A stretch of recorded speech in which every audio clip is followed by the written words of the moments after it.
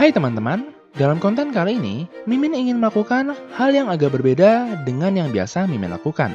Kali ini, Inspect History bekerja sama dengan seorang lulusan dalam bidang International Studies dari University of Washington.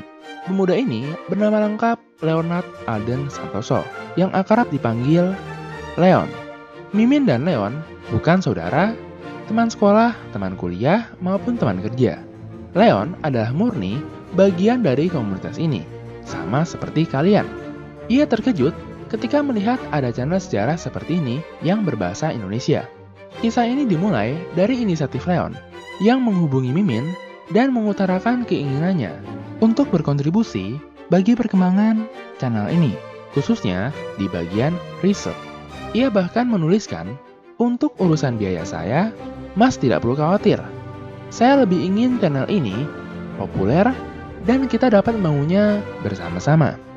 Di email pertamanya, ia bahkan sudah menyertakan 3 file yang terdiri atas 2 skrip dan 1 resume, tanpa menyebutkan persyaratan apapun.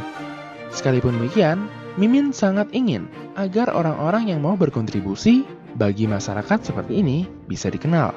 Oleh karenanya, Mimin mencantumkan nama, gelar, dan emailnya jika kalian ingin bertanya dan berdiskusi secara langsung dengannya. Oh ya, ini sudah mendapat izin dari Leon ya. Italia adalah negara muda yang memandang dirinya sebagai penerus dari kekaisaran Romawi. Ia berusaha mengembalikan kejayaan Romawi dengan meniru negara-negara Eropa lainnya, yaitu dengan memiliki banyak wilayah jajahan. Tidak mengherankan jika perhatian Italia langsung tertuju pada Afrika Utara, sebuah wilayah yang dulunya adalah provinsi Romawi yang sangat bersejarah, Kartago. Namun, ambisi ini terbentur oleh Prancis, yang setelah kekalahannya dalam Franco-Prussian War, berusaha memulihkan kembali prestasinya dengan cara memperluas wilayah jajahannya di Afrika Utara dan menguasai wilayah Tunisia. Italia yang sudah sangat antusias dalam menguasai Afrika Utara tentu berusaha menentangnya. Namun apa daya, Prancis, terlebih setelah kekalahannya, berhasil memperoleh dukungan internasional atas aksi tersebut. Hal ini membuat jalan Italia untuk mewujudkan mimpinya menjadi terhambat, dan pada akhirnya membuatnya harus puas hanya dengan menguasai Libya. Kejadian ini dianggap sebagai salah satu faktor yang menyebabkan hubungan antara Italia dan Prancis semakin menjauh. Merasa memiliki musuh bersama, hubungan antara Italia dan Jerman semakin dekat. Demikian juga dengan Kekaisaran Austria-Hungaria yang telah menjadi sekutu Jerman sejak tahun 1878. Pada tahun 1882, Jerman, Austria, dan Italia menandatangani perjanjian rahasia, Triple Alliance, di mana pokok dari perjanjian tersebut adalah setiap negara harus saling melindungi jika salah satu dari mereka ada yang diserang oleh negara lain, khususnya Prancis. Sekalipun demikian, setahun setelah terjadinya Perang Dunia Pertama, Italia justru berperang melawan mantan sekutunya, Kekaisaran Austria-Hungaria. Bagaimana mungkin hal tersebut bisa terjadi?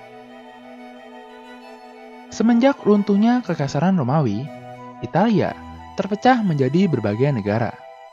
Beberapa di antaranya menjadi sangat terkenal, seperti Venesia akan perdagangannya, Firenze atau Florence akan keseniannya, dan sebagainya. Seturut dengan berkembangnya zaman, Sardinia tampil sebagai negara yang paling berpengaruh dalam terbentuknya kerajaan Italia. Dalam Perang Unifikasi Italia, Sardinia banyak mendapat perlawanan dari Kekaisaran Austria yang saat itu merupakan negara adikuasa di Eropa. Austria berusaha mempertahankan berbagai wilayahnya, baik di Eropa Tengah maupun di Eropa Selatan. Hal ini membuat hubungan antara Sardinia dengan Prusia semakin harmonis. Prusia ingin menyatukan Jerman, sedangkan Sardinia ingin menyatukan Italia. Untuk mencapainya, mereka berdua harus melawan Kekaisaran Austria. Semasif bukan? Pada abad ke-19, rasa nasionalisme sudah semakin menjamur di mana-mana. Terlebih setelah unifikasi Jerman dan Italia berhasil tercapai. Saat itu, ada sebagian wilayah Austria-Hungaria yang masih ditinggali oleh orang Italia. Untuk menjamin perekonomiannya, Austria-Hungaria ingin memperluas pengaruhnya di wilayah Balkan dan Laut Adriatik. Masalahnya, Italia juga ingin melakukan hal yang serupa. Terlebih setelah Kesultanan Turki Utsmaniyah, pemilik lamanya, semakin melemah dan hanya tinggal menunggu waktu saja sebelum runtuh. Setahun sebelum Pangeran Franz Ferdinand terbunuh, Italia sudah memperingatkan Austria-Hungaria untuk tidak menyerang Serbia. Perdana Menteri Italia saat itu, Giovanni Giolitti, percaya bahwa dengan menyerang Serbia sama saja dengan berperang melawan pelindungnya, Kekaisaran Rusia. San Giuliano, Menteri Luar Negeri dari Italia, juga memperingatkan jika Austria-Hungaria tetap memutuskan untuk pergi berperang, maka mereka tidak akan mendapatkan bantuan apapun dari Italia. Sesuai dengan perjanjian Triple Alliance, Italia hanya akan membantu jika mereka adalah pihak yang diserang, bukan pihak yang menyerang. Kekaisaran Austria-Hungaria yang merasa Serbia terlibat dalam terbunuhnya Pangeran Franz Ferdinand ingin menghukum Serbia, terlebih setelah mereka memperoleh jaminan berupa dukungan penuh dari Kekaisaran Jerman. Perkataan Giolitti terbukti benar.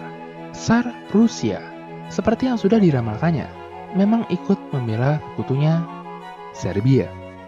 Melihat Eropa semakin kacau, Italia memutuskan untuk tetap netral. Kebijakan ini memperburuk hubungan dari kedua negara tersebut. Di kemudian hari, hubungan buruk dari keduanya dimanfaatkan oleh pihak sekutu untuk menarik Italia agar bergabung dalam perang di pihak sekutu atau Entente. Pada tanggal 26 April 1915, Italia dan faksi Entente seperti Prancis, Rusia, dan Inggris menandatangani perjanjian London. Dalam perjanjian itu, Italia dijanjikan berbagai wilayah baru, seperti pesisir Dalmatia, beberapa pulau milik Austria-Hungaria di pesisir Adriatik, dan sebagainya. Sekutu juga menjanjikan wilayah dari Kesultanan Turki Utsmaniyah sebagai imbalan. Italia pun memutuskan untuk bergabung di pihak sekutu dan menyerang Kekaisaran Austria-Hungaria. Sekalipun pada akhirnya pihak sekutu berhasil memenangkan Perang Dunia Pertama, Italia yang sudah banyak berkorban dalam perang ini hanya memperoleh sedikit wilayah. Hal ini sangat jauh dengan apa yang dijanjikan oleh sekutu kepada pihak Italia, khususnya dalam perjanjian London. Kejadian ini menyebabkan kekecewaan publik yang merasa bahwa mereka telah dihianati oleh pihak sekutu. Kemenangan yang termutilasi menjadi kalimat yang sangat populer di Italia. Inilah yang membuka jalan bagi pemimpin fasis yang bernama Benito Mussolini yang mengubah Italia menjadi negara fasis dan dirinya sendiri menjadi sang pemimpin. Hai, bantu kami dalam memproduksi lebih banyak konten sejarah dengan mengklik tombol subscribe. Dan jangan ragu untuk memberikan saran, komentar, atau pertanyaan. Terima kasih.